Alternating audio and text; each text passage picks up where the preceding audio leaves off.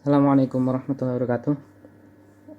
Di kesempatan kali ini di pertemuan yang ke-9 kita akan masuk ke bab tentang hukum kedua termodinamika.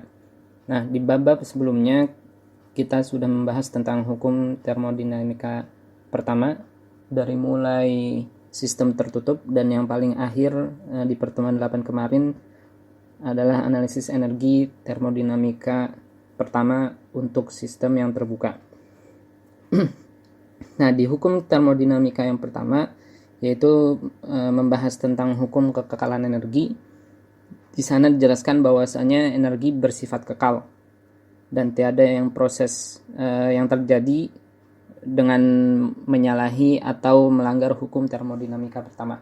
Artinya, di hukum termodinamika pertama bahwa energi tidak dapat diciptakan atau dihancurkan, tapi dia bisa dikonversi ke bentuk yang lainnya.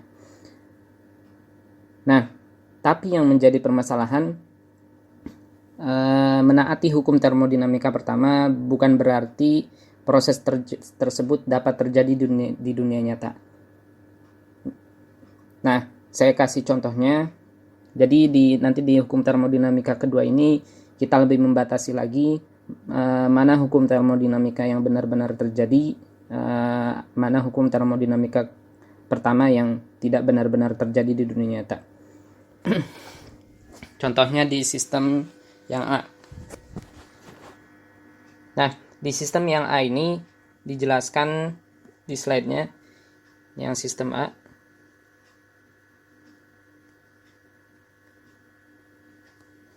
Nah, awalnya ada sebuah benda, dia berada pada suhu tinggi TI. TI ini artinya suhu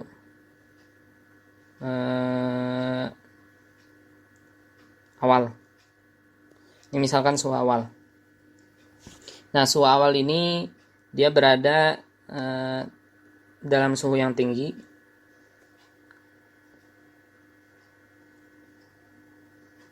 Jadi awalnya misalkan ditutup, lalu tutupnya misalkan dari sebuah benda ini dibuka. Nah, ketika dibuka ada kalor yang keluar atau kalor yang lepas dari benda tersebut. Dan ketika seiring waktu terus berjalan, ketika benda tersebut bersentuhan dengan udara atmosfer, lama-kelamaan suhunya akan semakin rendah. Ini misalkan keadaan 1, yang ini keadaan 2, yang ini keadaan 3. Suhunya semakin rendah hingga mencapai suhu yang paling rendah, misalkan menjadi TO.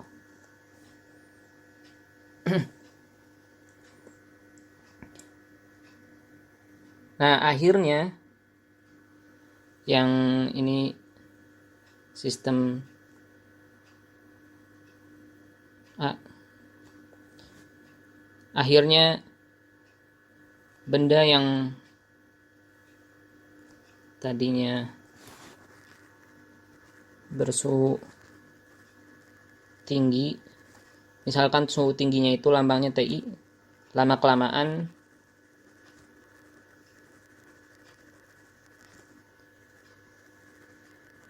suhunya menurun menjadi TO.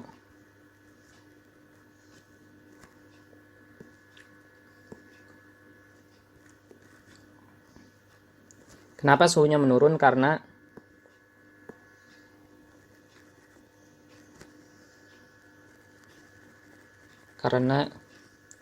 ada kalor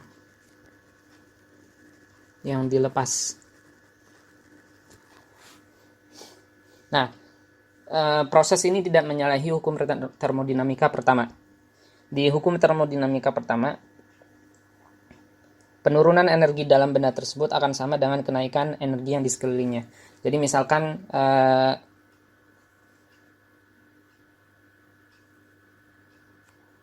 di sini ada energi dalam,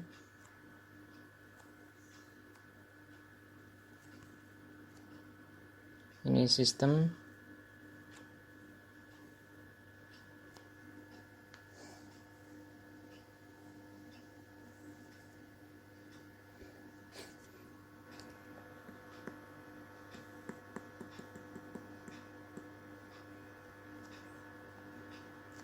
Misalkan awal sistem dia nanti turun menjadi U akhir. U ini artinya energi dalam. Nah, kenapa energi dalamnya berkurang? Karena ada komponen dari energi dalam ini yang dilepaskan, atau delta U sistemnya sama dengan Q out.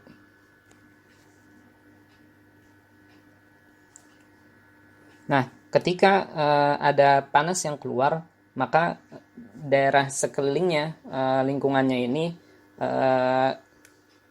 mereka, kalau yang tadi sistem, misalkan sistem kita yang benda yang ini, awalnya dia ada energi dalam tertentu. Ketika benda ini mengeluarkan panas, otomatis energi dalamnya dia akan turun karena ada bagian dari energi dalam bentuk panas yang dilepaskan. Tapi daerah sekelilingnya justru kebalikannya. Daerah sekelilingnya atau lingkungannya ini ketika menerima panas dari sistem yang tadi kita bahas, daerah sekelilingnya ini justru energi dalamnya yang akan bertambah karena ada panas yang masuk. Jadi penurunan energi dalam benda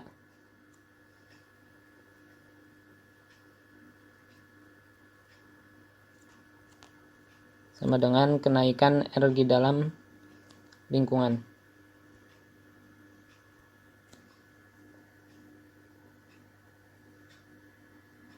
Nah, ini tidak menyalahi hukum termodinamika pertama. Nah, kalaupun mau kita balik, misalkan reaksi sebaliknya tidak akan berlangsung secara spontan. Artinya ketika ada panas yang dilepaskan, panas yang udah dilepaskan ke atmosfer ini tidak akan masuk ke dalam benda tersebut lagi secara spontan. Harus ada usaha yang dikeluarkan agar panas yang tadi udah dilepaskan dari lingkungan, kalau misalkan mau balik lagi panasnya masuk lagi ke lingkungan, harus ada usahanya. Nggak mungkin terjadi secara spontan. Maksudnya misalkan awalnya benda tersebut berada dalam suhu 70 derajat Celcius, habis itu karena dia makin lama makin dingin, ada panas yang dikeluarkan. Nah, ketika misalkan awalnya TI misalkan 70 derajat Celcius. Nah,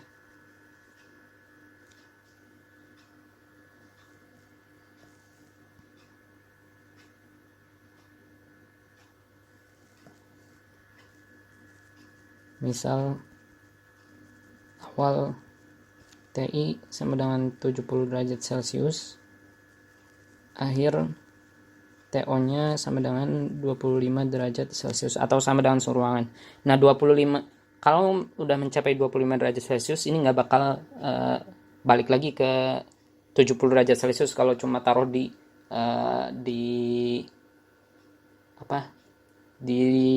ruangan biasa. Kalau misalkan mau dinaikkan lagi ke 70 derajat Celcius harus ada usaha yang dilakukan. Contohnya misalkan ditaruh di dalam oven untuk memanaskan kembali benda tersebut, atau misalkan didekatkan dengan sumber api.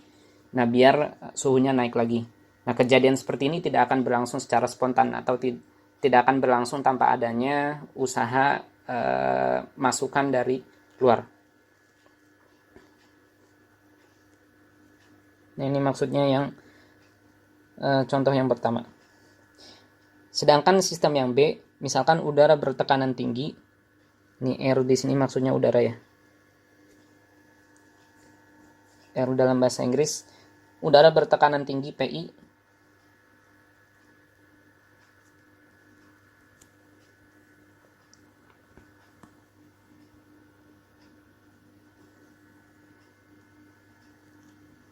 Misalkan awalnya tangki tersebut tertutup.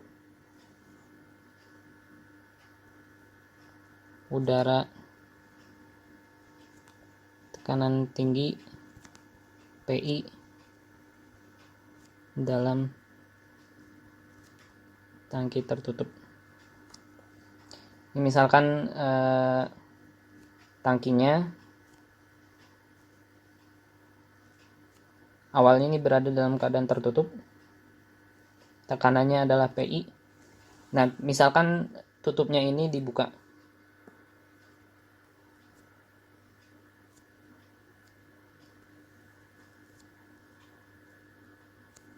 Nah, kalau misalkan dibuka, ini nanti ada udara yang ada di sini. Ini dia akan keluar ketika tutupnya dibuka. Nah, ketika semakin dibuka, tutupnya dibuka semakin lama, maka udara yang akan ada di dalam tangki tersebut dia akan semakin berkurang. Ini misalkan jadi PO. Tekanan berkurang. Karena udaranya udah terpapar ke atmosfer. Kalau misalkan tutupnya dibuka. Nah, sistem proses ini terjadi secara spontan atau tidak perlu usaha masukan, misalkan diberi tekanan baru udaranya keluar, enggak. Tapi udara dia akan keluar dari tangki secara sendirinya kalau misalkan tutupnya kita buka. Nah, ini tidak menyalahi, sekali lagi tidak menyalahi hukum termodinamika pertama. Nah, proses sebaliknya pun sebenarnya tidak menyalahi hukum termodinamika pertama, cuma tidak mungkin terjadi di kehidupan nyata. Misalkan awalnya udah dibuka, tekanannya yang tadinya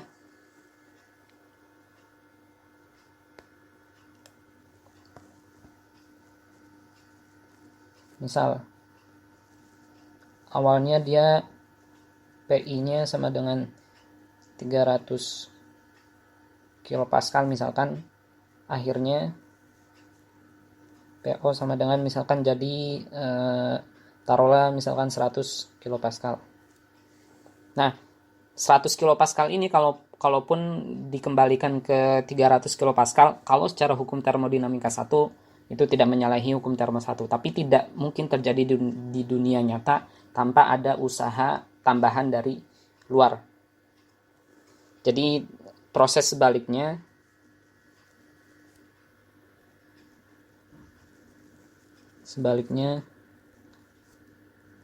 tidak berlangsung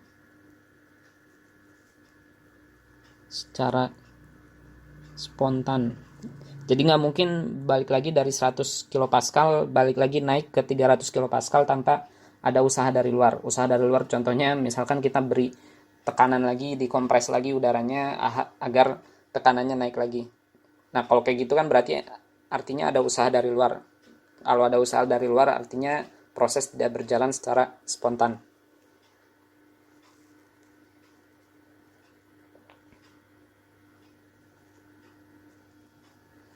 Jadi udara nggak bakal masuk lagi ke tangki tersebut kalau misalkan tanpa ada usaha tambahan dari luar.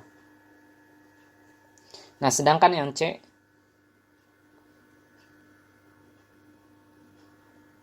nah yang C ini misalkan ada sebuah massa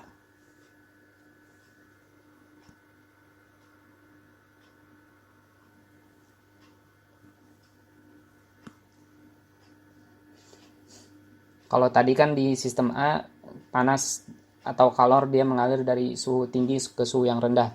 Kalau misalkan berjalan secara spontan. Kalau mau ngalir lagi dari suhu rendah ke suhu tinggi harus ada usaha tambahan. Sedangkan yang tadi sistem B, fluida dia mengalir dari tekanan yang lebih tinggi ke tekanan yang lebih rendah. Kalau mau dibalikkan lagi prosesnya, misalkan mau mengalir dari tekanan yang lebih rendah ke tekanan yang lebih tinggi, harus ada usaha masukan juga atau tidak dapat berlangsung secara spontan. Nah, di sistem yang ketiga, sistem C, ini misalkan ada sebuah benda, tadinya digantung. Nah, bendanya ini misalkan dilepaskan gantungannya. Nah, karena ada efek gravitasi, otomatis benda ini dia akan bergerak dari tempat yang lebih tinggi ke tempat yang lebih rendah atau jatuh.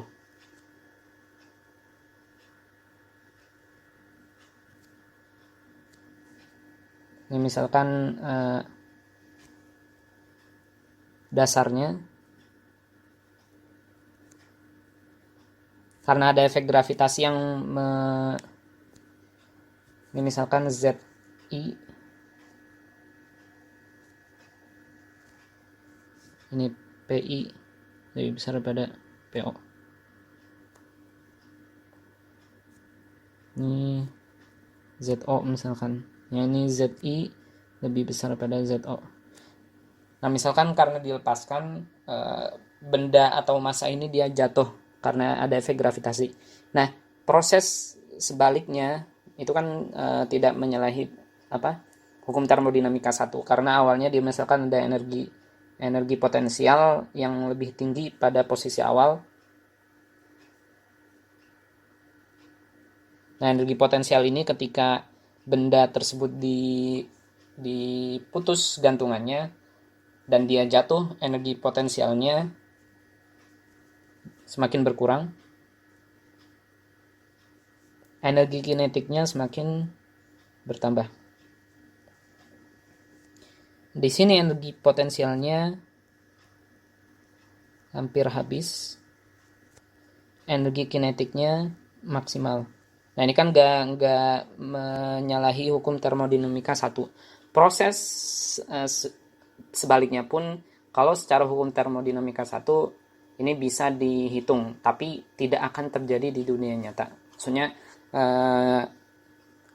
benda yang tadinya di bawah tidak akan mungkin balik lagi ke atas tanpa adanya usaha tambahan dari luar, atau proses tersebut tidak akan berlangsung secara spontan. Jadi massa tidak akan kembali secara spontan ke ketinggian semula ketika energi di sekelilingnya turun. Nah, hal-hal yang seperti ini akan kita bahas di hukum termodinamika 2. Jadi kalau misalkan di hukum termodinamika 1 kita hanya berbicara tentang kuantitas atau besarnya energi, konversi energi dari bentuk yang satu ke yang lainnya. Nah, di slide yang selanjutnya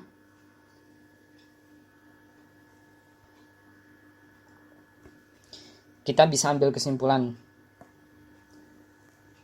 Dalam setiap kasus yang dibahas tadi, sistem bisa dikembalikan ke kondisi awal, tapi tidak dengan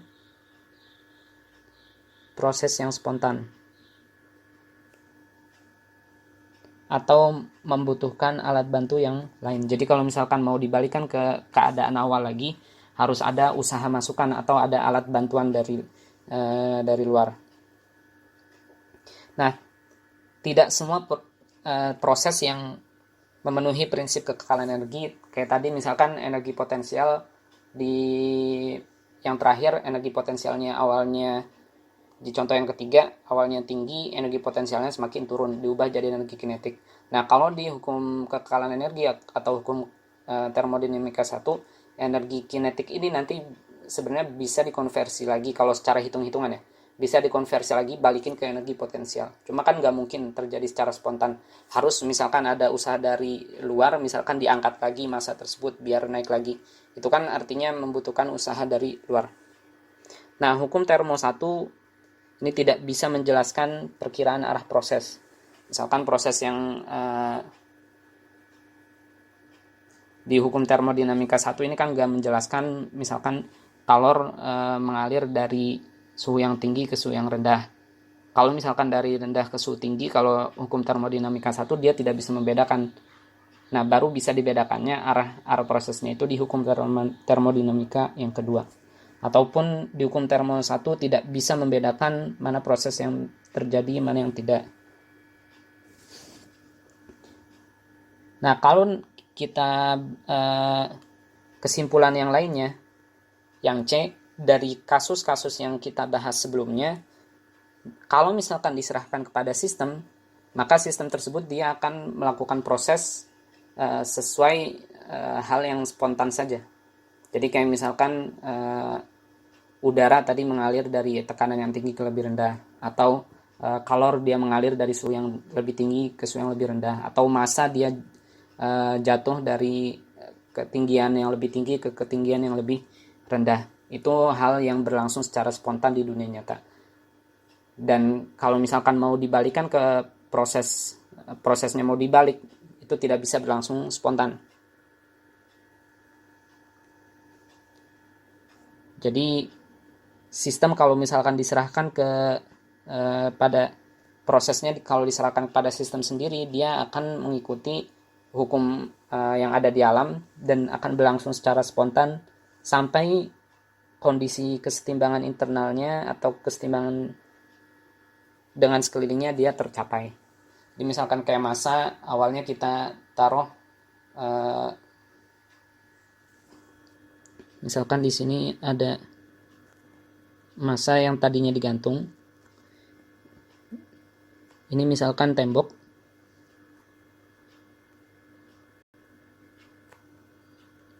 Ini misalkan hanya sama dengan 10.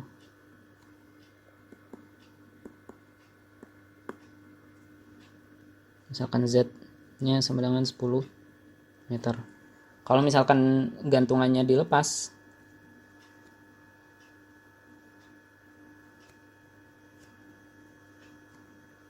ini ada waktunya, dia akan semakin jatuh.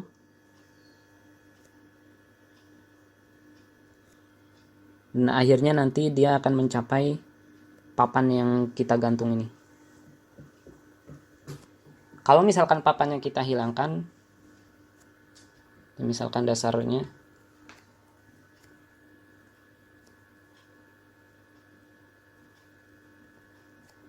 kalau misalkan dilepas papannya, maka yang tadinya benda yang ada di sini, dia akan jatuh lagi. Artinya kalau misalkan proses kita serahkan ke sistem tersebut, prosesnya akan berjalan sesuai hukum alam yang terjadi. Kalau misalkan papannya dilepas, nggak mungkin kan si bendanya ini naik lagi ke atas tanpa ada usaha dari luar. Dia pasti kalau misalkan papannya dilepas, turun lagi ke bawah sampai menyentuh kesetimbangan. Kesetimbangan ini artinya dia nggak ada perubahan energi lagi, nggak ada konversi energi lagi. Nah, daripada proses yang tadi kan ada perbedaan. Di proses yang pertama ada perbedaan suhu, proses kedua ada perbedaan tekanan, proses ketiga ada perbedaan ketinggian. Kalau misalkan ada perbedaan kayak gini, otomatis ada potensi untuk mengubah energi. Kalau tidak dimanfaatkan konversi energi tersebut tanpa ada hasil, maka lebih baik perubahan tadi kita ubah energinya menjadi dalam bentuk kerja.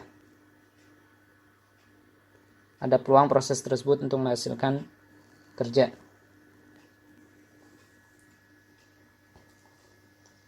Misalkan tadi di proses yang ketiga, ketika masanya dilepas gantungannya, misalkan untuk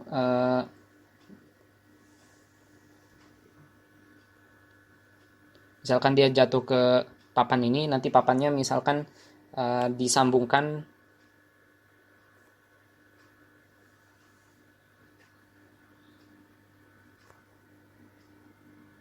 misalkan ini untuk menggerakkan turbin, misalkan turbin kecil. Nah, ketika ini dijatuhkan, misalkan ada ini misalkan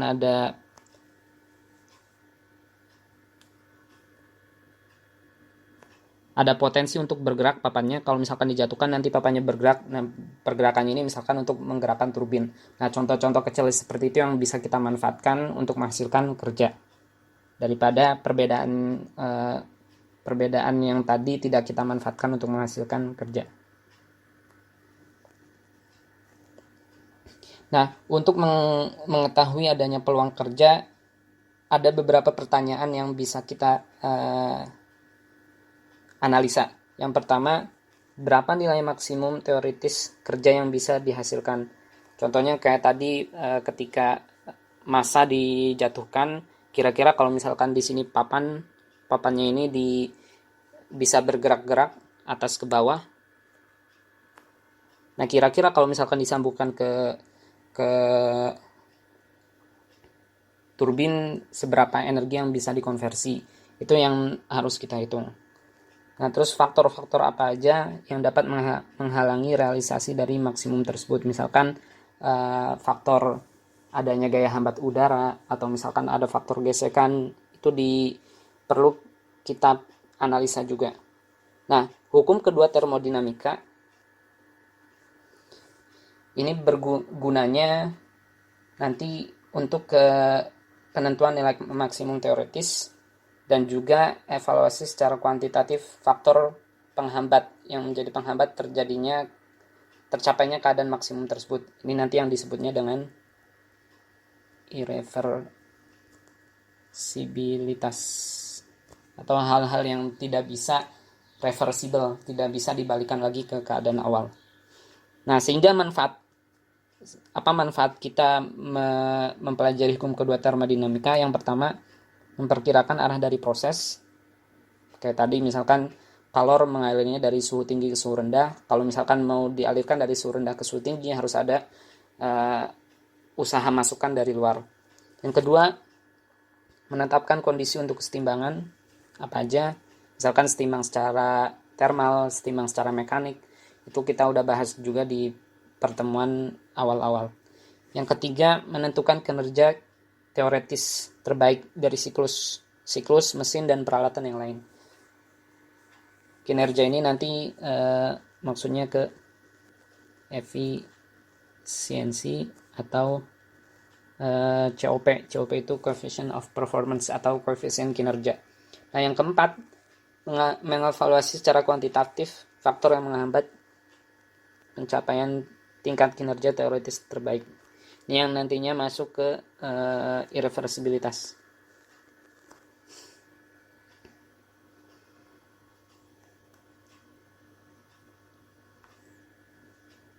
Nah, kita masuk ke hukum kedua termodinamika itu sendiri. Nah, jadi di hukum kedua termodinamika ini ada dua pernyataan. Hukum kedua termo ada dua pernyataan yang mendasari. Yang pertama nanti ke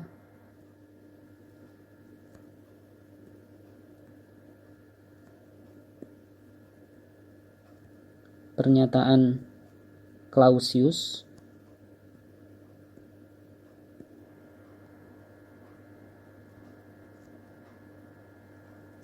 Yang kedua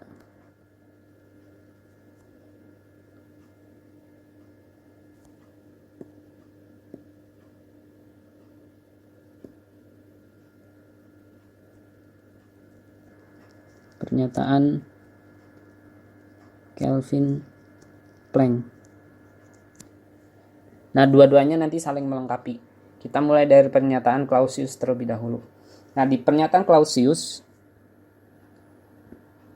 ini adalah tidak mungkin bagi sistem apapun untuk beroperasi sedemikian rupa sehingga hasil tunggalnya akan berupa suatu perpindahan energi dalam bentuk kalor dari benda yang lebih dingin ke benda yang lebih panas.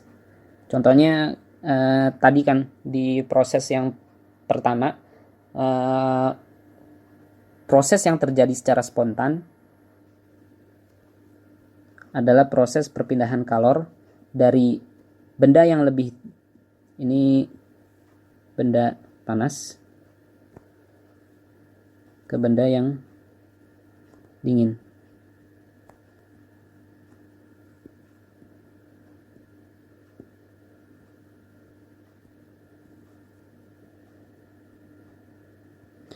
Jadi kalau secara spontan atau tanpa adanya bantuan dari alat lain, kalor dia akan mengalir dari suhu atau benda yang lebih panas ke benda yang lebih dingin, dari suhu yang lebih tinggi ke suhu yang lebih rendah. Nah, sebaliknya dari suhu yang lebih rendah ke suhu yang lebih tinggi, ini tidak akan terjadi secara spontan. Harus ada usaha masukan. Jadi kalau misalkan mau mengambil kalor dari suhu yang lebih rendah disalurkan ke suhu yang lebih tinggi, itu harus ada usaha masukan. Nah, ini nanti yang mendasari alat yang disebut dengan pompa kalor dan juga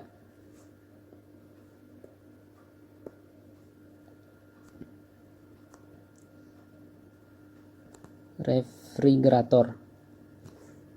Nanti kita bahas apa itu bedanya antara pompa kalor dengan refrigerator. Refrigerator ini maksudnya pendingin, kalau pompa kalor dia kayak penghangat ruangan.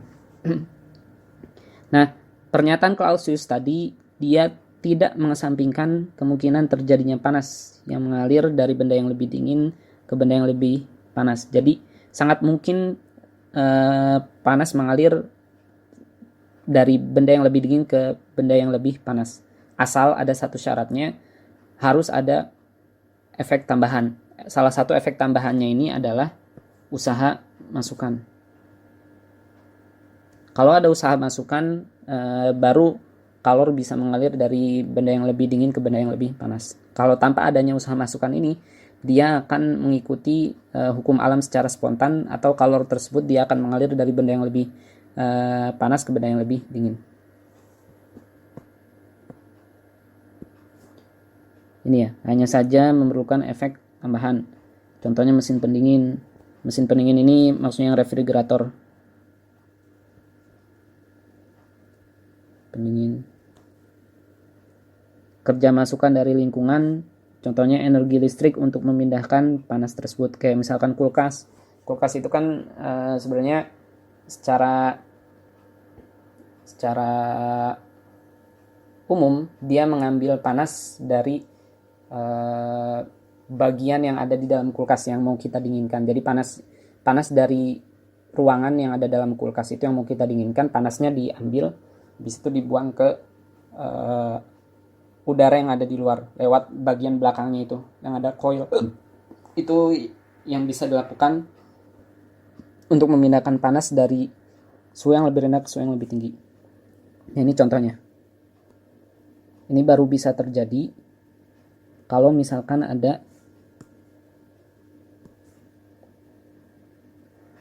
usaha masukan. Ini ya. Itu pernyataan yang pertama.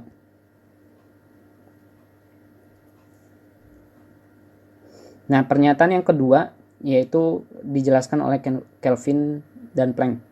Nah, dalam pernyataan ini kita terlebih dahulu membahas istilah reservoir atau penampungan termal.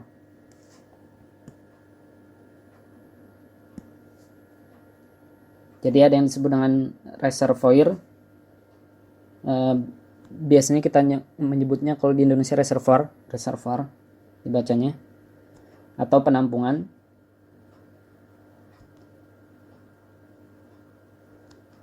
Termal. Mau reservoir thermal, reservoir thermal sama reservoirnya aja itu sama aja. Alat yang dijelaskan itu juga. Nah, reservoir thermal ini suatu bentuk sistem khusus, jadi nama bukan suatu nama benda, tapi lebih ke jenis benda yang selalu tetap pada suatu temperatur konstan. Jadi kalau misalkan suhunya konstan, maka bentuknya dia selalu tetap, sistem khusus tersebut selalu tetap pada suatu temperatur konstan, walaupun energi ditambahkan atau dikurangi melalui perpindahan kalor. Nah, contohnya kayak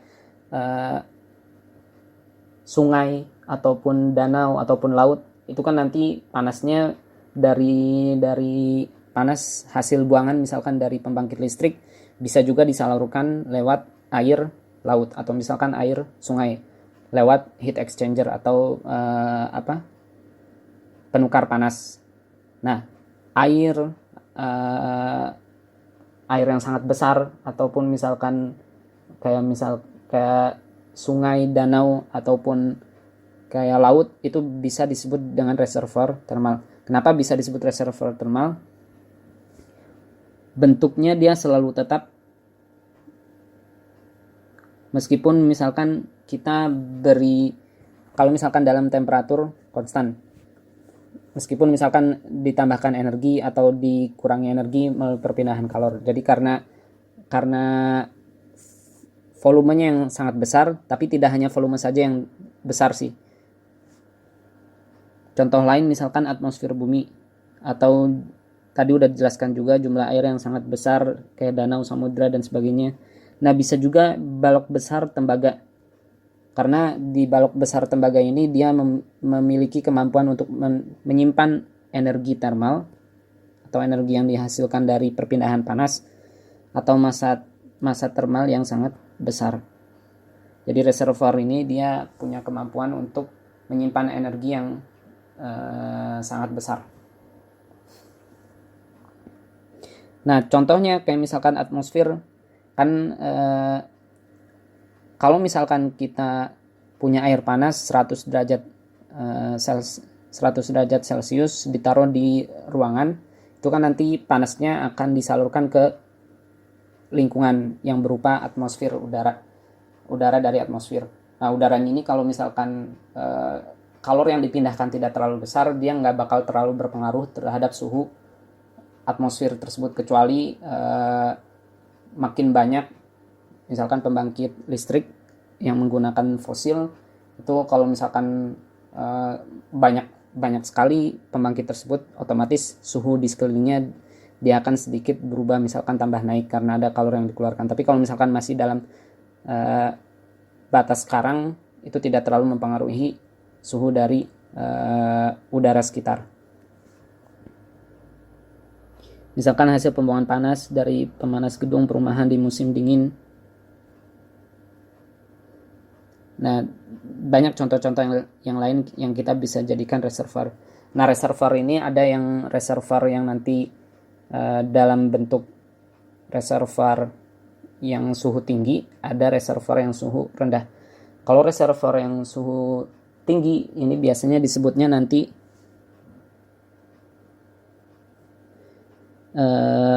disebut sumber, source. Ini reservoir yang mengeluarkan energi dalam bentuk panas disebut sumber. Kalau misalkan menyerap energi dalam bentuk panas, ini disebut pembuangan atau sink. Nah, contoh lain misalkan megajoule, energi buangan yang disalurkan ke sungai besar. Energi ini misalkan hasil dari pembangkit listrik dalam panas, itu kan misalkan salah satu contohnya disalurkan ke sungai besar. Tadi kan pembangkit listrik.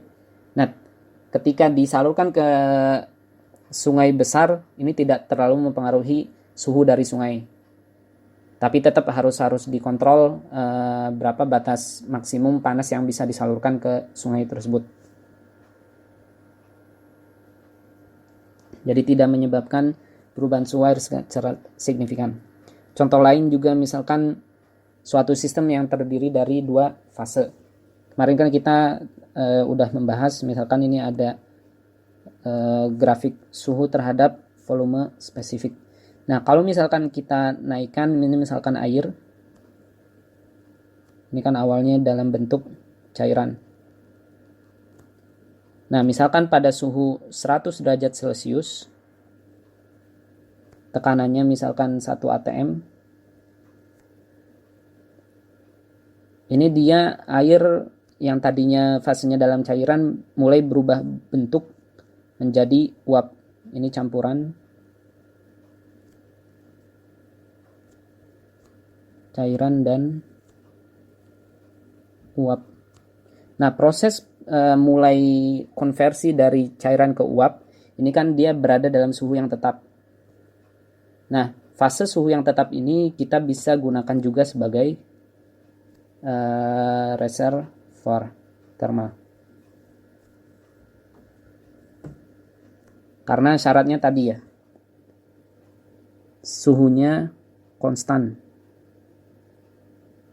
Jadi meskipun energinya diserap untuk meskipun dia menyerap energi untuk mengubah fase cairan menjadi fase uap, dia suhunya tetap berada dalam suhu konstan. Nah, daerah yang ini yang bisa kita gunakan sebagai reservoir thermal. Kalau misalkan udah lebih dari volume spesifik tertentu, misalkan dia nanti berubah fasenya menjadi fase uap. Sistem yang terdiri dari 2 fase. Jadi meskipun perbandingan massa antara 2 fase tersebut berubah, misalkan tadinya cairannya yang lebih banyak, Ini misalkan 90% cairan awalnya misalkan, dan 10% uap. Nah, akhirnya misalkan dia mendekati 10% cairan, karena lebih banyak cairan yang akhirnya diubah bentuknya atau wujud fisiknya menjadi uap. 90% uap. Nah, meskipun perbandingan masanya berbeda atau bertambah, yang uapnya tadinya 10% bertambah jadi 90%, atau yang tadinya cairannya 90% berkurang jadi 10%, ini dia tetap berada dalam suhu konstan, makanya dia disebutnya dengan reservoir thermal. Pokoknya segala sesuatu hal yang ketika dia bisa menyerap energi atau mengeluarkan energi dalam suhu yang konstan, itu kita sebut dengan reservoir thermal. Nah, tadi udah jelaskan reservoir yang mengeluarkan energi dalam bentuk panas ini disebut sumber atau source. Sedangkan yang menyerap energi dalam bentuk panas ini disebut dengan sink. Jadi kita banyak gunakan di beberapa slide selanjutnya.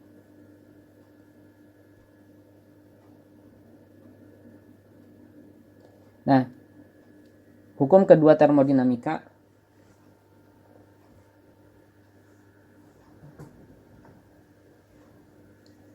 pernyataan yang kedua ini berdasarkan pernyataan Kelvin Planck. Kelvin Planck ini dia menyatakan bahwasanya tidak mungkin bagi sistem apapun untuk beroperasi dalam siklus termodinamika dan memberikan sejumlah kerja neto ke sekelilingnya sementara menerima energi melalui perpindahan kalor dari satu reservoir thermal. Intinya ada di sini nih. Gak mungkin, maksudnya di sini tidak mungkin kalor bisa dikonversi 100% menjadi kerja. Jadi nggak mungkin misalkan di sini cuma ada satu reservoir. Dia misalkan mengalirkan panas, misalkan reservoirnya ini berasal dari pembakaran bahan bakar, kayak misalkan pembakaran dari bensin atau misalkan pembakaran dari bahan bakar yang lain, misalkan untuk memanaskan air sehingga dia nanti akan berubah bentuknya menjadi uap. Misalkan uapnya ini yang akan menggerakkan turbinnya akan mengkonversi menjadi listrik. Nah, tidak mungkin 100% panas, misalkan ada 100 kJ panas, tidak mungkin semuanya 100 kJ ini dikonversi ke bentuk kerja yang nantinya akan menggerakkan turbin. Pasti ada panas yang harusnya dibuang. Nah, yang ini tidak mungkin. Kalau ini kan berarti artinya panasnya 100% dia diubah semuanya ke dalam bentuk kerja. Yang mungkin itu harus ada panas yang terbuang. Nah, makanya yang mungkin, ini yang mungkin, yang atas yang tidak mungkin. Jadi ada reservoir sumber panas, ada reservoir yang menjadi pembuangan panas. Jadi ada dua reservoir.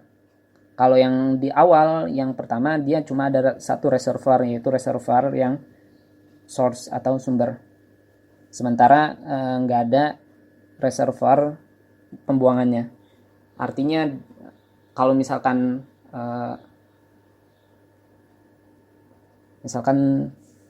ada 100 kJ dalam bentuk panas, pasti ada panas yang terbuang. Misalkan yang dikonversi menjadi usaha dia 55 kJ, sementara 45 kJ sisanya dia akan dibuang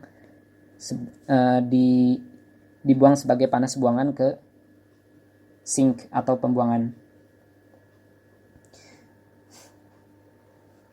Nah, ini penjelasan lebih jelasnya hukum pertama dan kedua termodinamika memiliki kendala sebagai berikut. Yang pertama, dalam hukum pertama termodinamika, sistem tertutup pada suatu siklus dijelaskan W siklus sama dengan Q siklus. Kalau misalkan W siklusnya negatif, maka Q siklusnya pun negatif. Jadi maksudnya kalau W siklus positif, ini artinya sistem melakukan kerja. W siklus negatif, ini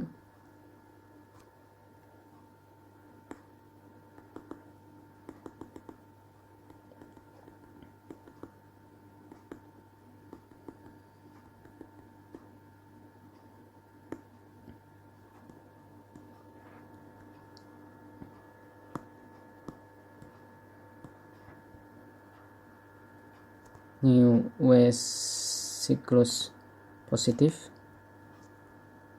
sistem melakukan kerja.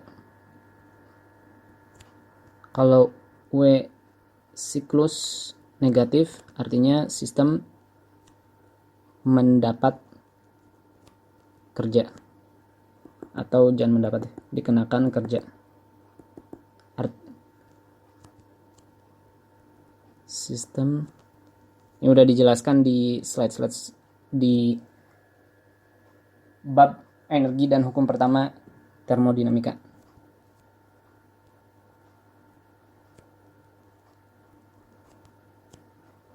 Kalau Q siklus positif, artinya sistem menyerap panas. Q siklus negatif, artinya sistem melepas panas. Jadi dalam satu siklus, ini misalkan ini tekanan, yang ini volume spesifik. Misalkan satu siklus itu awalnya dia, ini misalkan keadaan pertama ada di sini.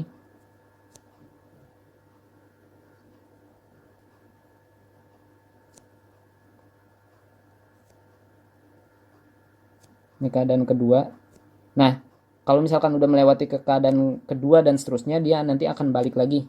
Misalkan tadinya tekanannya 50 kilopascal, setelah melewati suatu proses dalam satu siklus, dia nanti balik lagi ke 50 kilopascal. Nah, kalau dalam siklus ini, kalau di hukum termodinamika pertama kan berarti artinya kalau dalam satu siklus delta E sistem ini kan sama dengan delta Q ditambah delta W. Kalau satu siklus artinya delta E sistem kan ini sistem sama juga dengan energi sistem pada keadaan awal dan dikurang energi sistem pada keadaan akhir. Ini kan sama dengan 0. Artinya delta Q sama dengan min delta W, atau Q in kurang Q out sama dengan W out kurang W in. Atau bisa kita sederhanakan, biasanya bisa juga ditulis dalam bentuk yang lebih sederhana, Q sama dengan Q siklus sama dengan W siklus. Ini kalau misalkan pakai plus dan minus, pakai tanda plus dan minus, ini persamaan yang kita gunakan. Nah, kalau misalkan dalam satu siklus, artinya kalau misalkan Q siklusnya positif,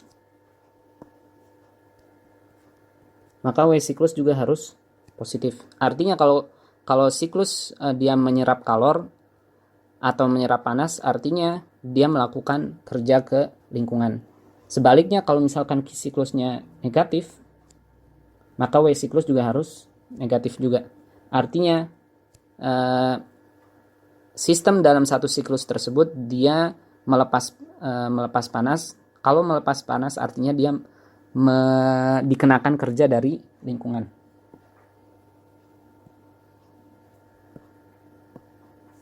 Ini artinya menyerap panas dan hasilkan kerja, yang ini mendapat kerja dan mengeluarkan panas.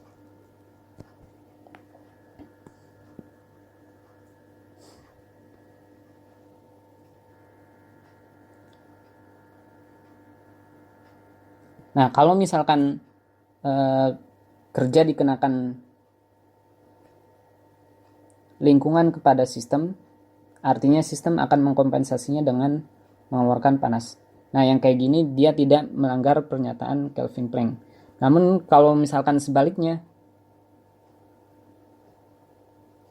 kalau misalkan W siklusnya positif, maka Q siklus juga harus positif.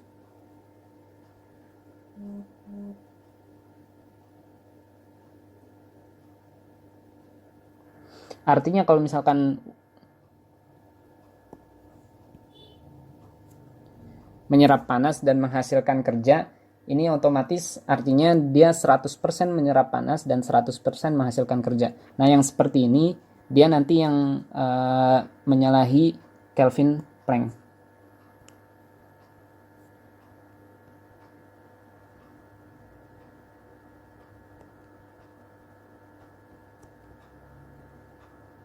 Artinya 100% diserap kalor dan dia menghasilkan kerja juga 100%. Kalau misalkan dengan catatannya reservoir yang digunakan hanya satu, jadi cuma ada satu sumber panas. Kalau misalkan ada dua, ditambahkan satu lagi reservoir yang dingin atau pembuangan, ini tidak menyalahi Kelvin Planck. Nah, pernyataan Kelvin Planck juga dia tidak mengesampingkan kemungkinan perpindahan kerja neto ke dalam sistem, asal atau kerja netonya tersebut bisa jadi 0. Kalau misalkan ada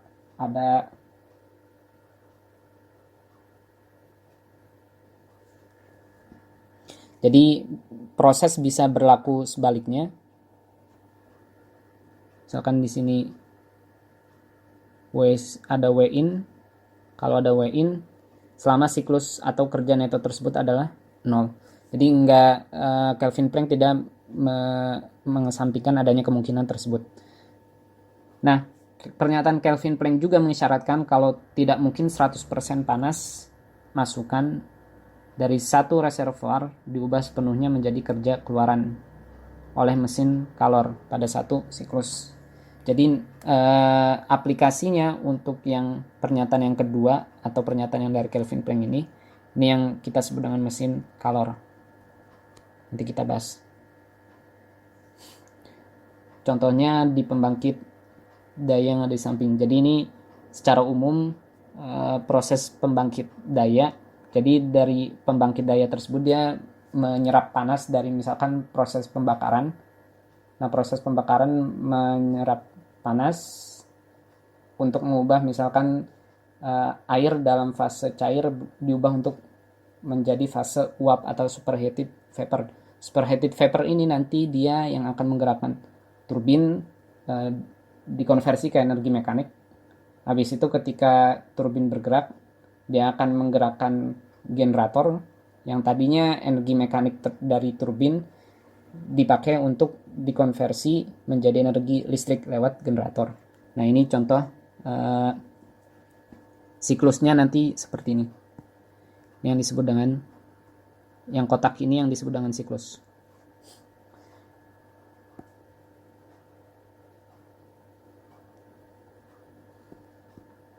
Nah, di hukum kedua termodinamika juga di bab ini kita akan mempelajari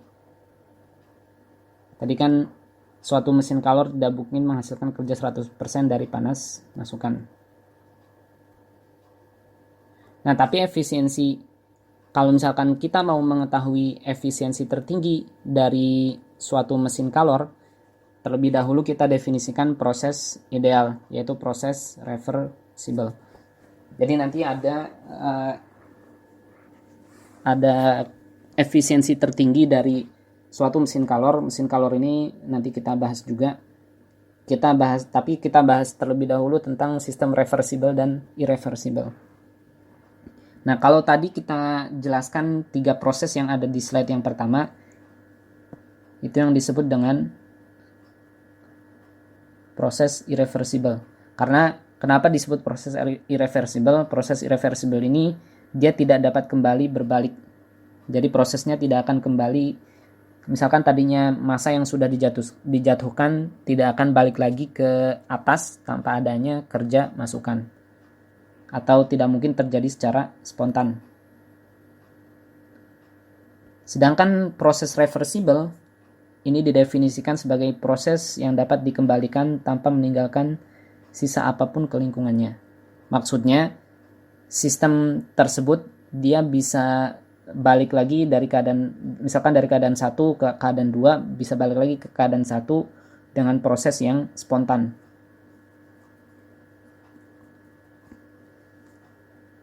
Atau energinya tidak ada yang hilang lah.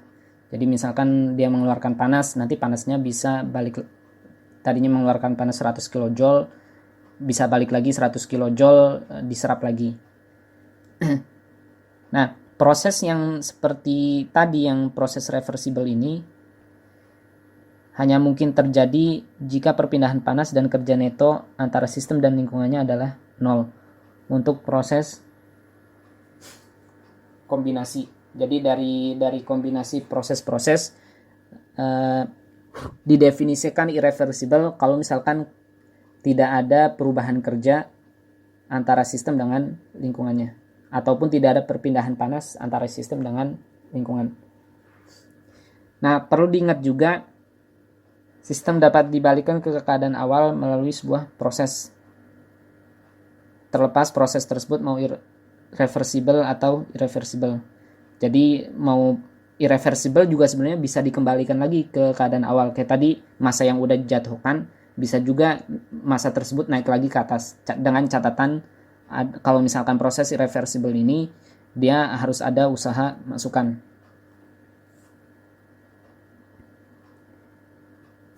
Nah, kalau reversible, pengembalian ini dilakukan tanpa menyebabkan perubahan neto ke lingkungannya.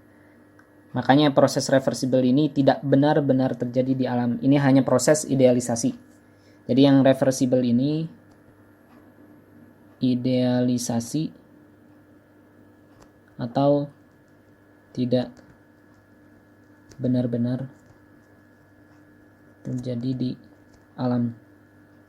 Jadi kan kayak fenomena-fenomena tadi di 3 hal yang awal dibahas di bab awal, itu kan perlu ada usaha dari luar. Kalau ada usaha dari luar, otomatis kan dia ada perubahan neto, ada kerja masukan. Artinya kerja awalnya tadinya 0, ada kerja masukan, usahanya bertambah. Kalau kayak gitu kan berarti ada perubahan kerja, atau perubahan kerjanya tidak 0.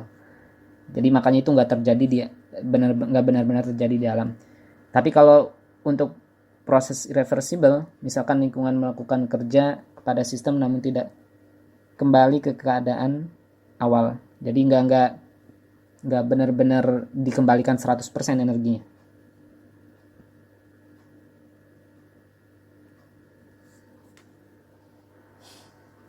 Nah, meskipun proses reversible ini cuma idealisasi atau tidak benar-benar terjadi di alam bebas, tapi penting juga untuk kita pelajari dengan 2 alasan. Yang pertama, lebih mudah dianalisa karena sistem melewati banyak keadaan setimbang selama proses reversible. Keadaan setimbang ini maksudnya setimbang secara mekanik, setimbang secara thermal, setimbang secara fase, ataupun setimbang secara kimia. Yang kedua, proses reversible menawarkan model ideal di mana proses sebenarnya bisa dibandingkan. Jadi nanti ada reversible ini kita jadikan acuan teoritis. Misalkan efisiensi maksimal yang bisa dicapai berapa sih dari sebuah mesin kalor, atau misalkan dari sebuah pompa kalor atau dari refrigerator. Nah, nanti kita bandingkan dengan praktek dalam keadaan nyata itu berapa yang kalau misalkan teoritisnya udah ditentukan, maka kita bisa bandingkan dengan praktek yang ada di dunia nyata.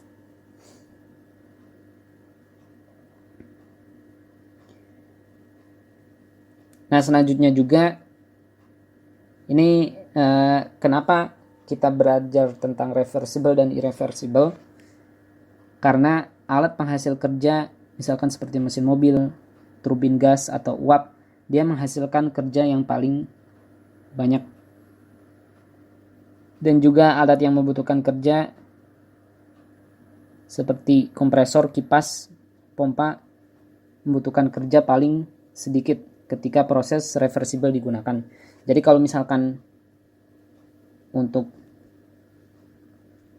proses reversible, tadi pernyataan Clausius itu digunakan untuk pompa kalor dan kompresor, kayak misalkan pompa kalor sama refrigerator.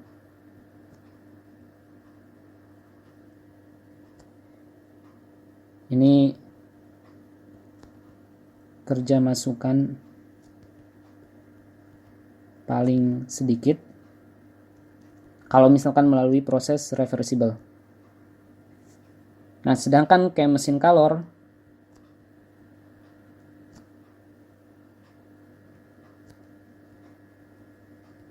kerja keluarannya paling banyak.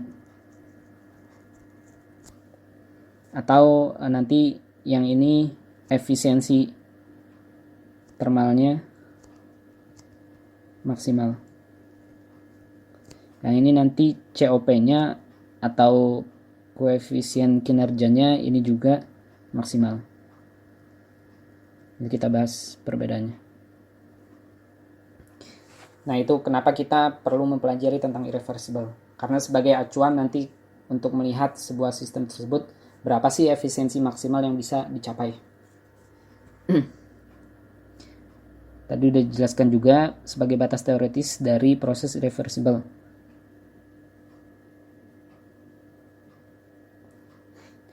Nah, yang selanjutnya juga, kalau misalkan semakin dekat kita memperkirakan proses reversible, maka semakin banyak kerja yang dapat dihasilkan oleh alat penghasil kerja, kayak yang ini. Ini mesin kalor, alat penghasil kerja.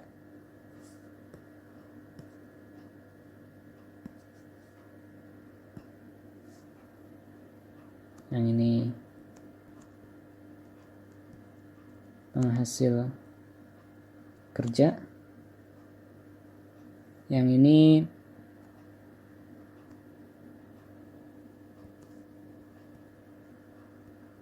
membutuhkan kerja masukan.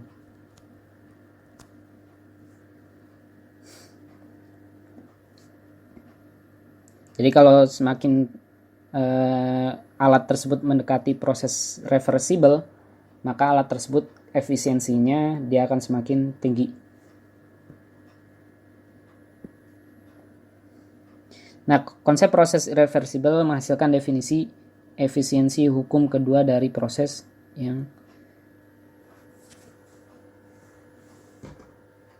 sebenarnya, hukum kedua termodinamika. Nah, sementara ada yang disebut dengan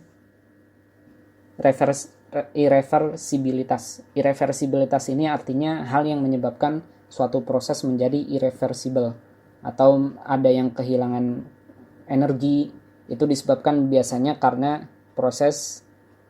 adanya irreversibilitas.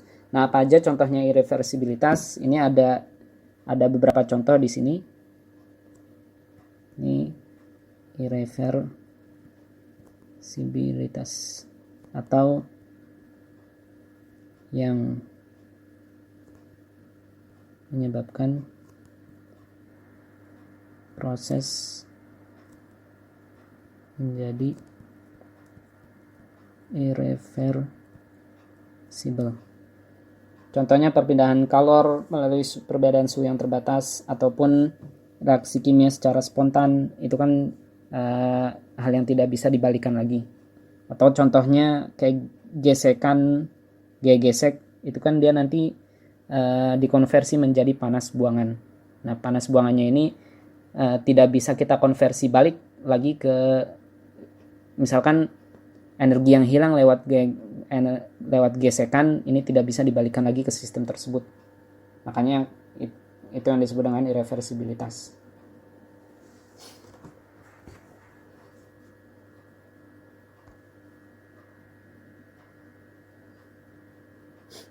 Nah, tadi contoh irreversibilitas adalah efek gesekan.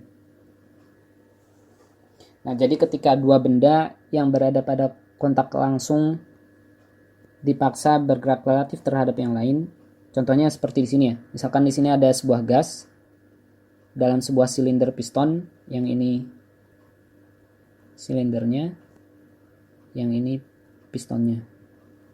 Nah, ketika proses ini berjalan, maka bagian yang ada kontak langsung, kayak misalkan dinding piston dengan dinding silinder, ini kan ada kontak langsung.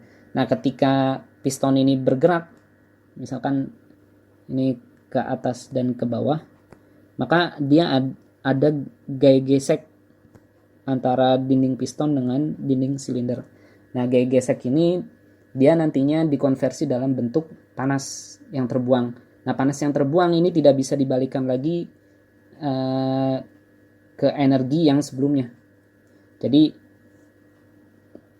kerja yang dihasilkan, misalkan tadinya kerjanya hanya untuk menggerakkan,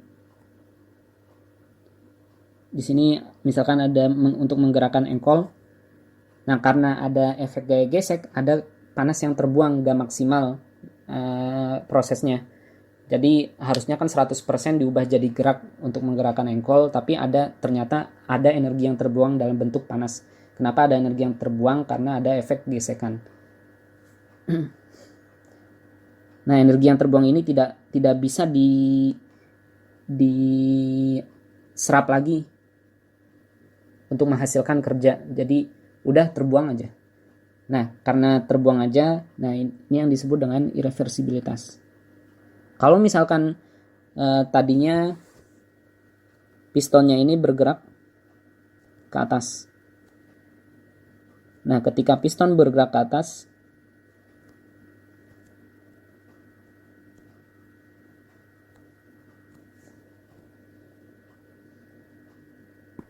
yang bagian yang kontak langsung ini energi terbuang dalam bentuk panas karena gaya gesek. Ini kalau misalkan pistonnya naik ke atas. Nah, idealnya kan kalau misalkan prosesnya dibalik, atau prosesnya dibalik ini bisa kita contohkan dengan pistonnya kita gerakan ke arah yang sebaliknya. Misalkan kalau kita gerakan ke arah sebaliknya,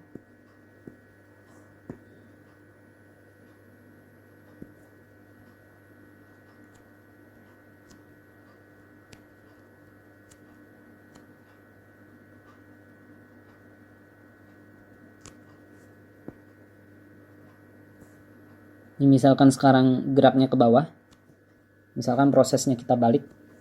Nah, kalaupun prosesnya kita balik, panas yang tadi terbuang gak bakal mungkin masuk lagi dalam bentuk energi. Gak mungkin diserap lagi energi yang terbuang tadi dalam bentuk panas, gak mungkin diserap kembali ke sistem tersebut. Yang ada juga energi terbuangnya semakin besar.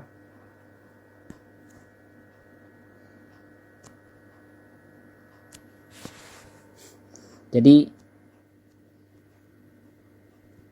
meskipun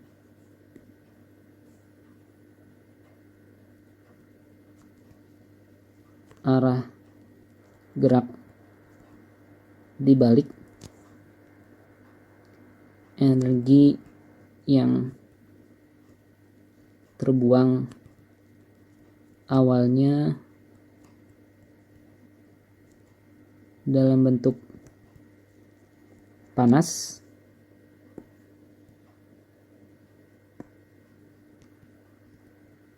tidak dapat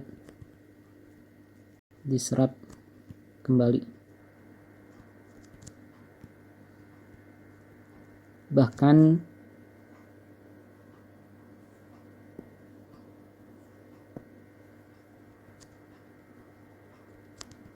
gaya gesek tetap terjadi. Jadi mau arahnya dibalikan ke bawah, gaya gesek tetap terjadi. Gak mungkin energi yang terbuang tadi di proses kalau pistonnya kita gerakan ke atas, gak mungkin energi panas yang udah terbuang bisa diserap lagi. Yang ada juga energi panas yang dikeluarkan justru semakin banyak. Gaya gesek tetap terjadi dan panas semakin banyak terbuang.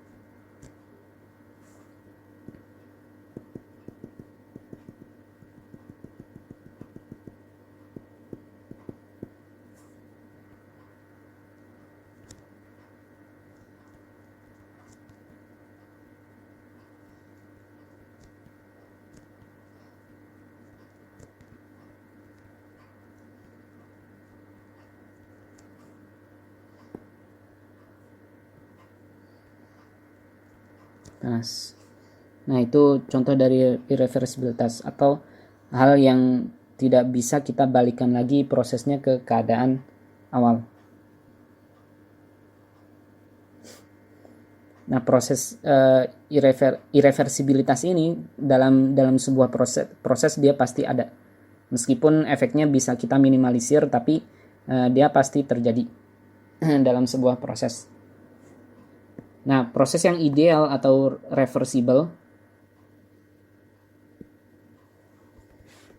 proses disebut reversible secara internal kalau tidak ada irreversibilitas, kayak tadi nggak ada gesekan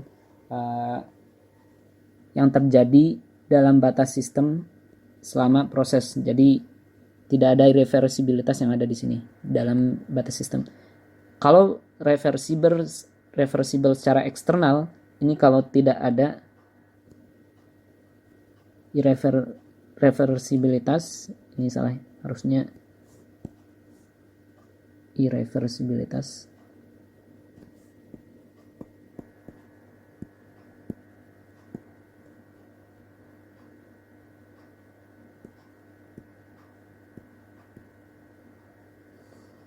Di luar batas sistem selama proses.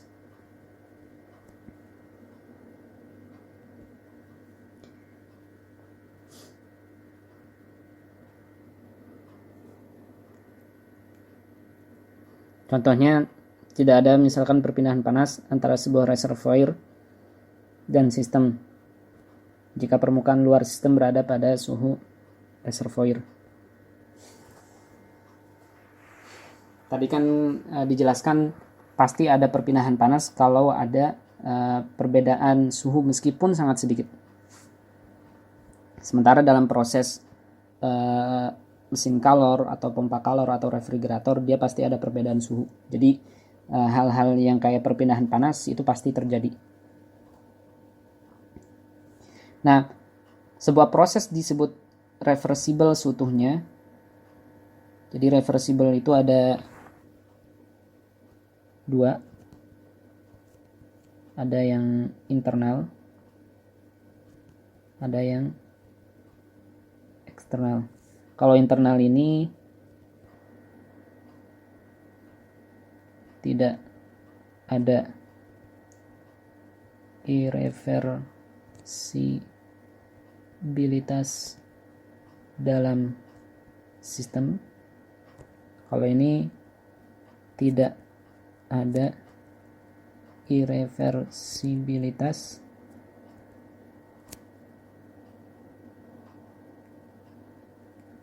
antara sistem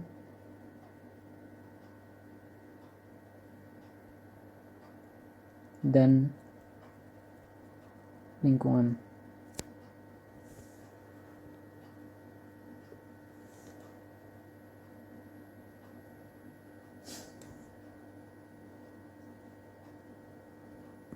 Atau tidak ada irreversibilitas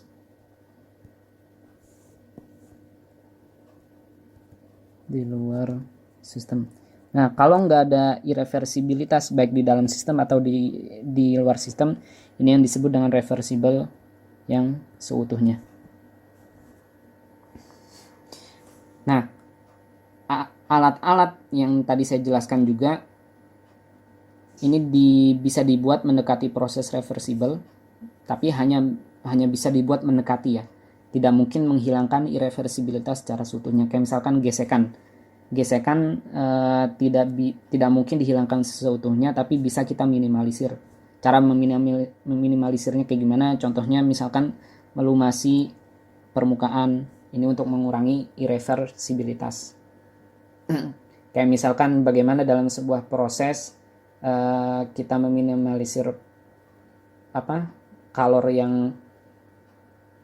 yang lepas atau kalori yang terbuang, itu kita minimalisir dengan perbedaan suhunya diperkecil.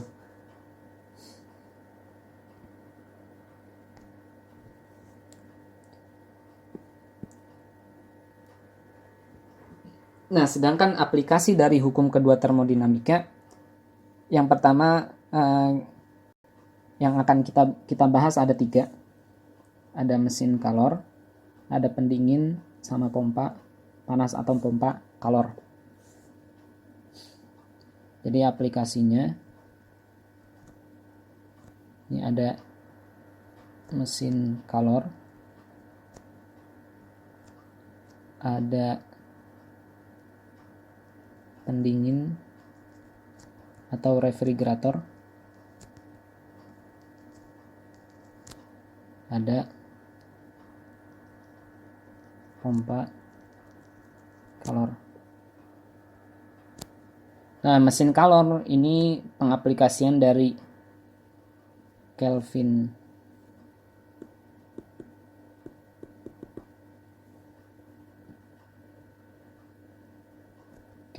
Planck.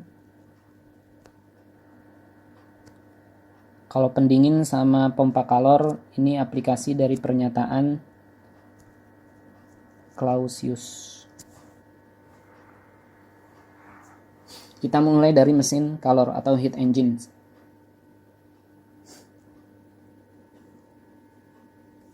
Nah, dari gambar di samping, misalkan ini ada sebuah baling-baling atau ada sebuah poros. Nah, poros ini misalkan semakin diputar baling-balingnya ini, dia ketika semakin banyak kerja yang dihasilkan, maka semakin banyak juga panas yang dikeluarkan. Tapi proses sebaliknya, kayak misalkan dari panas untuk menghasilkan kerja, misalkan kita tambahkan lagi panas, ini susah untuk menggerakkan si poros tersebut. Kalau tadi kerja sangat gampang diubah menjadi panas, tapi panas lebih susah diubah menjadi kebentuk kerja. Jadi tidak bisa terjadi secara langsung proses sebaliknya.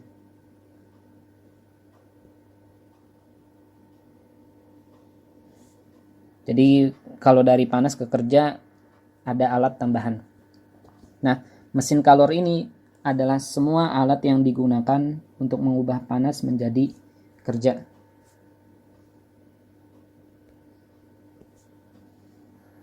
Nah, mesin kalor tadi udah dijelaskan berdasarkan pernyataan Kelvin Planck.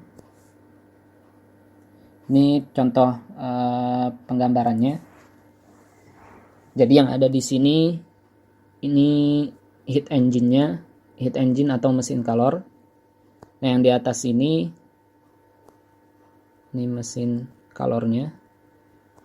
Ini terdiri dari macam-macam alat ya. Jadi mesin kalor ini terdiri dari macam-macam alat disatukan jadi namanya mesin kalor, atau mesin yang pada satu siklusnya dia menghasilkan kerja dari panas, sebuah kalor. Nah, yang ini yang disebut dengan sumber atau reservoir suhu tinggi. Yang ini yang disebut dengan pembuangan atau sink. Ini reservoir suhu rendah.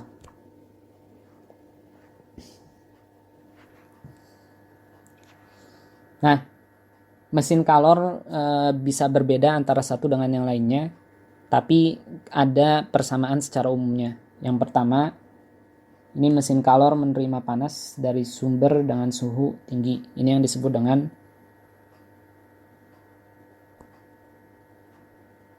reservoir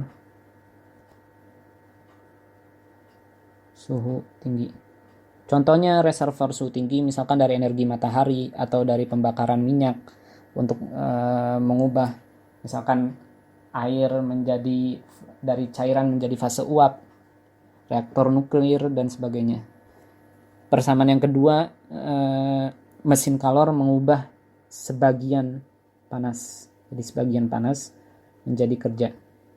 Biasanya misalkan dalam poros yang berputar atau misalkan piston yang bergerak kan nanti diubah juga menjadi engkol yang bergerak atas ke bawah, habis itu memutar gerigi dan sebagainya. Nah, mesin kalor juga menolak sebagian panas yang lain. Jadi nggak semuanya dikonversi 100% menjadi kerja, tapi ada panas yang terbuang ke sebuah pembuangan atau sink dengan suhu yang lebih rendah. Contohnya sink ini kayak atmosfer, sungai-sungai, atau misalkan dibuang ke laut dan sebagainya. Yang keempat persamaannya, mesin kalor beroperasi pada sebuah siklus. Jadi siklus itu dia dari keadaan awal balik lagi ke keadaan awal lagi. Misalkan melalui proses yang pertama, proses kedua, ketiga dan seterusnya sampai balik lagi ke keadaan awal. Misalkan suhunya tadinya 100 derajat Celcius, setelah melalui sebuah proses yang banyak balik lagi suhu tersebut ke 100 derajat Celcius, atau tekanannya misalkan tadinya 100 kilopascal balik lagi ke 100 kilopascal dan seterusnya. Nah, istilah mesin kalor ini banyak juga digunakan untuk konteks yang lebih luas. Contohnya alat penghasil kerja yang tidak beroperasi pada siklus termodinamik tapi siklus mekanik. Jadi lebih banyak dibahasnya siklus mekanik, contohnya internal combustion engine. Nah, ini perbedaan antara mesin pembakaran internal sama mesin pembakaran eksternal. Nah, kebanyakan mesin pembakaran dalam atau internal combustion engine, kenapa disebut pembakaran internal? Karena proses pembakarannya ada di dalam mesinnya ini. Ini kita kategorikan mesin karena proses pembakarannya gasnya ini diubah. Misalkan gasnya ini menghasilkan kerja. Nah, proses pembakarannya ini misalkan dari fuel atau dari bahan bakar masuk ke dalam sini. Nah, proses pembakarannya karena terjadi di dalam mesinnya ini, makanya dia disebut dengan mesin pembakaran internal. Sementara ini contohnya kalau mesin pembakaran internal, mesin mobil atau misalkan turbin gas. Nah, karena fluida kerja tidak mengalami siklus secara sempurna, atau gas buangannya tidak diinginkan kembali tapi dibuang di gas buangan. Diganti misalkan udara segar dan campuran bahan bakar di akhir siklus. Nah, sementara mesin penghasil kerja ini sebenarnya yang lebih cocok disebut dengan mesin kalor, karena proses pembakaran, kenapa disebut mesin pembakaran eksternal? Karena dia terjadi di luar mesinnya. Ini kan proses pergerakannya menghasilkan kerjanya ada di sini. Mesinnya sendiri dia ada di sini. Sementara proses pembakarannya ada di luar mesinnya ini. Di proses pembakaran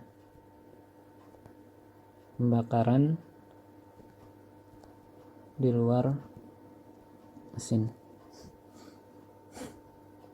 Jadi sebenarnya yang lebih cocok disebut mesin kalor itu adalah mesin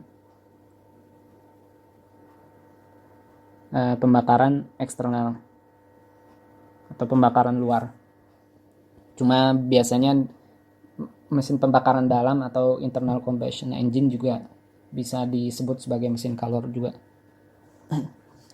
Nah, contohnya kayak misalkan pembangkit listrik tenaga uap. Beda ya, pembangkit listrik tenaga gas masuknya mesin pembakaran internal, pembakaran dalam. Tapi kalau mesin tenaga uap, ini masuknya proses pembakaran eksternal. Energi termal yang dihasilkan dari proses pembakaran dipindahkan ke uap sebagai panas. Nah, contohnya ini contoh pembangkit listrik tenaga uap. Nah, yang ada di sini ini kondensornya. Yang ini turbin. Kondensor untuk menghasilkan embun. Yang ininya pompa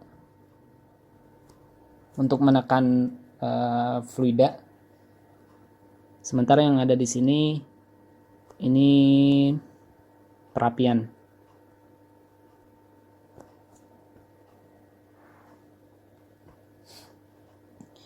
Nah, variabel yang digunakan di sistem tersebut yang di atas yang jadi source-nya, yang di bawah jadi sink-nya. Atau reservoir panas, source itu yang bawa reservoir dingin atau reservoir suhu rendah. Nah, ada key in. Key in ini jumlah panas yang disalurkan ke uap dalam ketel uap atau boiler dari sumber dengan suhu tinggi. Misalkan dari perapian. Ini berarti bukan perapian. Yang ini kita sebutnya dengan ketel uap. Perapiannya berarti yang ada di sini. Perapiannya yang jadi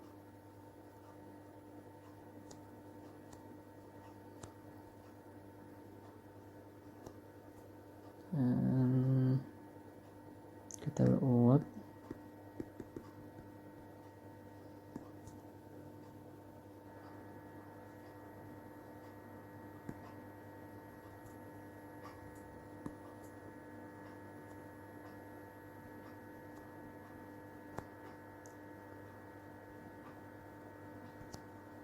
Ini perapian yang jadi source-nya atau reservoir suhu tinggi. Sementara yang reservoir suhu rendahnya ini bisa juga misalkan panasnya dibuang ke atmosfer sinks-nya. Nah, yang di kotak ini sebagai batas dari sistem kita. Tadi key-in-nya disalurkan dari perapian, misalkan ada yang bahan bakar yang dibakar, misalkan dalam bahan bakarnya menggunakan batu bara, atau misalkan bahan bakar yang lain, pembangkit listrik tenaga diesel dan sebagainya. Nah, key out-nya ini jumlah panas yang ditolak dari uap di kondensor ke pembuangan dengan suhu rendah.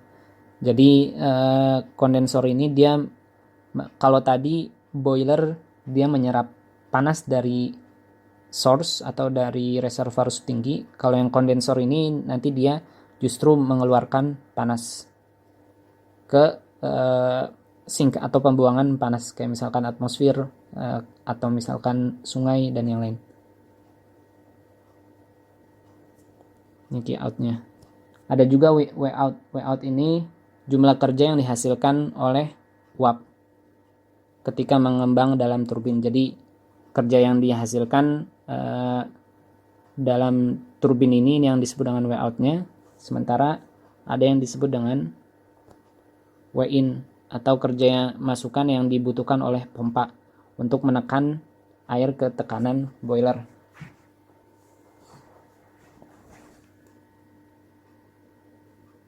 Jadi air ditekan oleh pompa, pompanya ini nanti ketika airnya ditekan oleh pompa ini, tekanannya akan sampai ke boiler. Boiler nanti dipanaskan, suhunya misalkan suhunya di sebelum masuk ke boiler lebih rendah, ketika sudah masuk ke boiler suhunya lebih tinggi dan fasenya misalkan udah berubah menjadi fase uap. Nah, fase uapnya ini yang nantinya digunakan untuk memutar turbin. Turbinnya ini nanti ada kerja yang dihasilkan dari turbin, misalkan untuk menggerakkan generator dan menghasilkan listrik. Nah, dari turbin nanti masuk lagi dia ke uap yang udah dipakai di turbin, masuk lagi ke kondensor. Kondensornya ini dia mengembalikan lagi, misalkan diubah lagi ke bentuk cair atau diembunkan kembali. Nah, masuk lagi kalau udah keluar lewat kondensor, misalkan udah berubah lagi dalam fase cairan dan seterusnya. Proses ini terus berputar atau prosesnya terus berjalan terus menerus.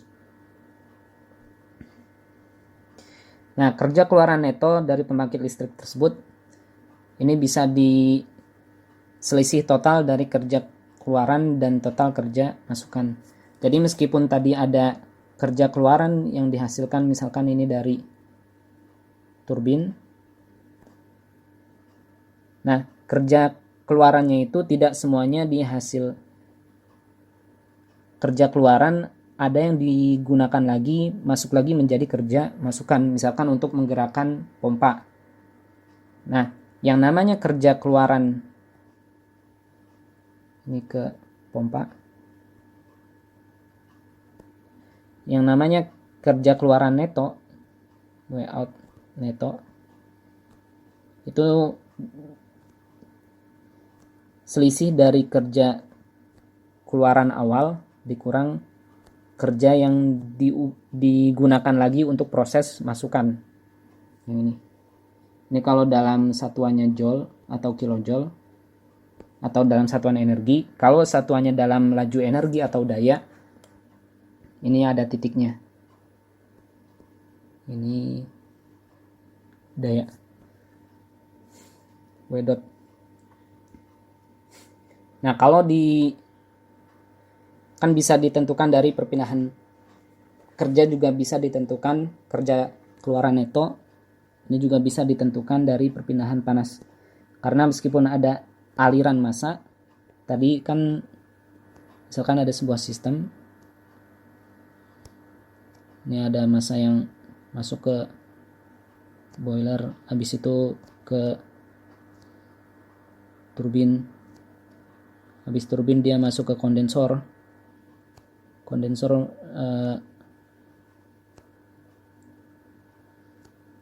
ini masuk misalkan ke pompa. Nah, karena batas sistem kita yang ini, makanya kita bisa asumsikan sistem kita adalah sistem tertutup meskipun ada aliran massa. Karena menentukan sistem terbuka atau tertutup kan berdasarkan batas sistem yang kita pilih. Nah, kalau batas sistem kita di sini artinya nggak ada massa masuk atau massa keluar, makanya kita bisa menggunakan kembali hukum termodinamika pertama. Kalau untuk sistem tertutup yang berada dalam satu siklus, sistem tertutup dalam satu siklus, delta Q sama dengan delta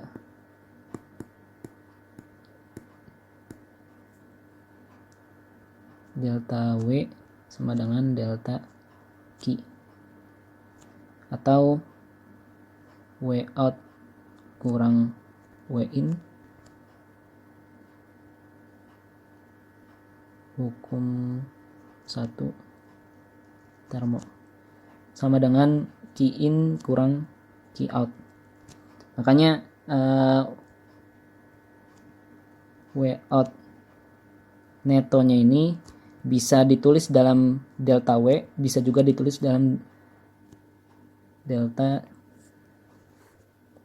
ini min delta W ya.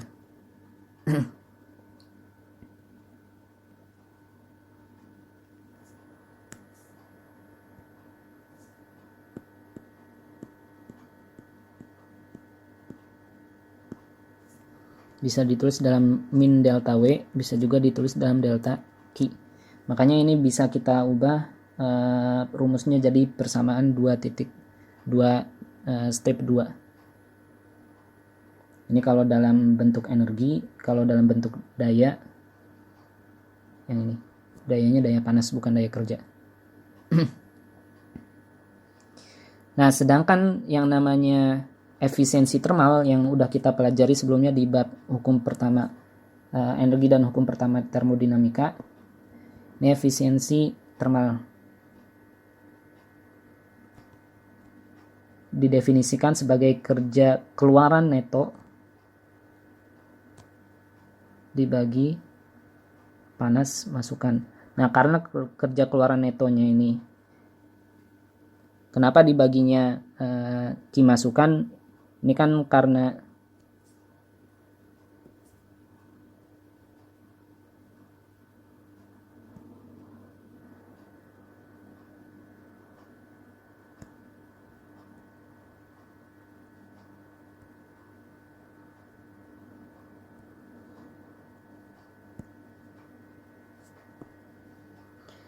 ini keluaran yang diinginkan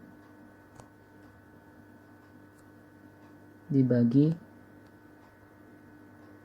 masukan yang dibutuhkan. Karena keluaran yang diinginkan adalah kerja keluaran neto dan masukan yang dibutuhkan adalah Q-in atau kalor yang berasal dari source atau dari reservoir suhu tinggi. Makanya W out netonya ini bisa efisiensi termal didefinisikan sebagai kerja keluaran neto dibagi Q-in. Nah, kerja keluaran netonya ini tadi udah dijelaskan bisa menggunakan Q-in dikurang Q out. Nah, dibagi masukannya Q-in. Atau Q-in dibagi Q-in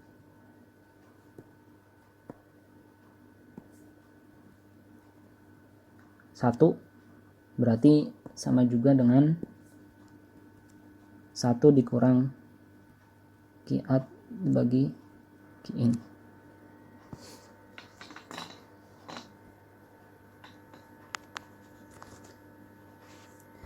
Nah, beberapa mesin kalor memiliki efisiensi yang lebih tinggi dibanding mesin kalor yang lain. Jadi tergantung gimana keadaan dari gimana tergantung alat yang digunakan dalam mesin kalor tersebut. Nah, artinya kalau misalkan efisiensinya lebih tinggi, artinya kerja yang dihasilkan lebih banyak dengan panas yang sama atau kalor masukan yang sama, kerja yang dihasilkan lebih banyak.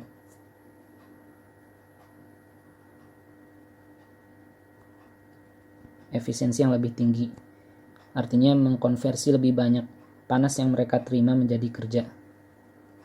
Contohnya misalkan inputnya Q-in-nya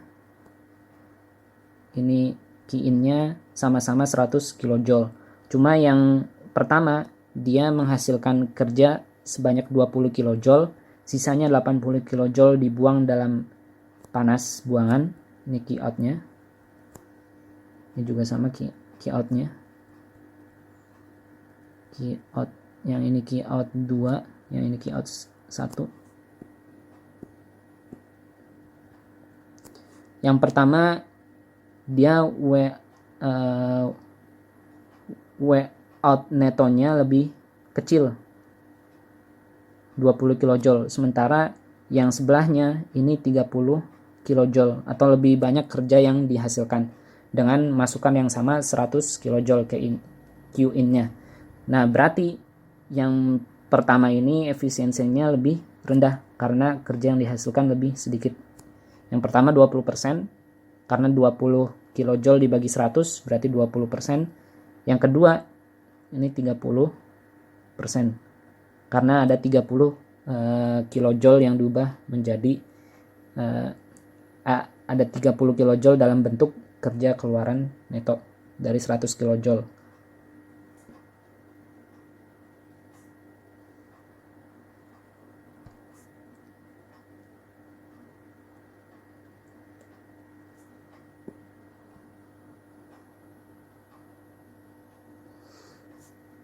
Nah, alat-alat dalam siklus prakteknya ini beroperasi di antara medium atau reservoir suhu tinggi pada suhu TH.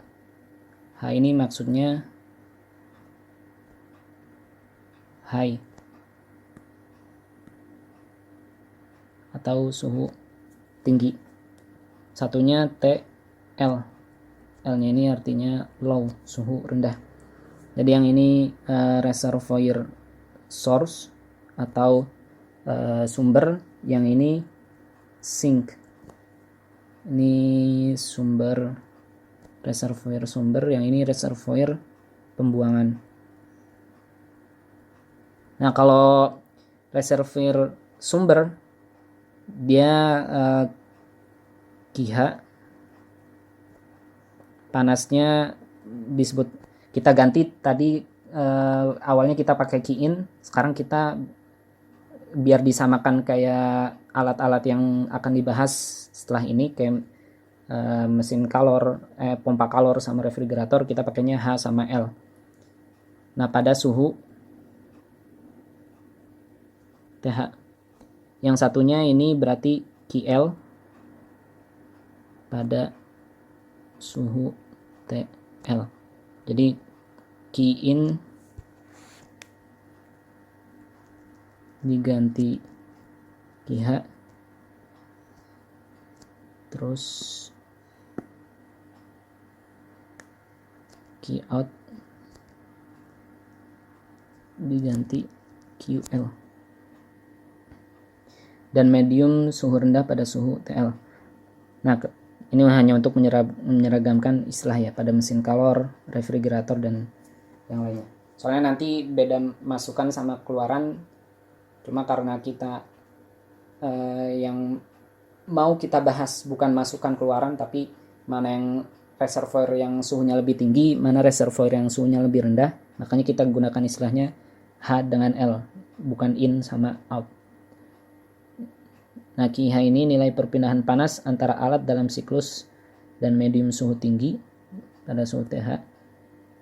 Kalau yang ini perpindahan QL, perpindahan panas antara alat dalam siklus dan medium suhu rendah pada suhu TL. Nah, sehingga persamaan yang sebelumnya, yang tadinya Q-in dikurang Q-out, kita ganti dengan QH dikurang QL. Atau dalam bentuk daya, QH dot dikurang QL dot. Ininya juga sama, tinggal diganti aja. Nah, secara kasar pada prakteknya biasanya efisiensi termal, contohnya dari mesin mobil bensin, ini efisiensi termalnya hanya sekitar 25% atau 25% dari panas masukan itu hanya 25% yang diubah dalam bentuk kerja. Jadi 25% energi kimia dari bensin dalam yang dihasilkan dalam bentuk panas, ini cuma 25% yang diubah jadi kerja mekanik. Nah, sedangkan mesin mobil diesel secara kasar biasanya efisiensi termalnya sekitar 40% paling tinggi. Pembangkit listrik tenaga gas paling tingginya sekitar 40%. Kalau misalkan tenaga kombinasi gas dan uap, ini sebesar 60%.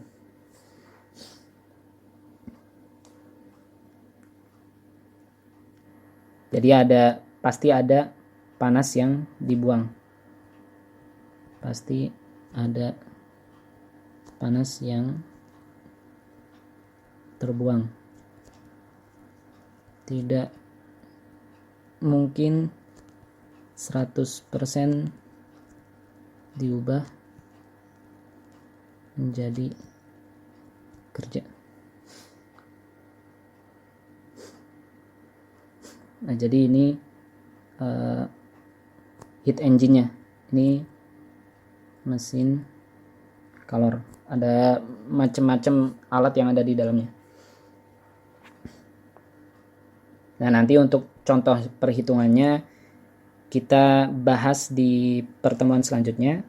Sampai sini dulu untuk pertemuan saat ini, dan kurang lebihnya mohon maaf. Assalamualaikum warahmatullahi wabarakatuh.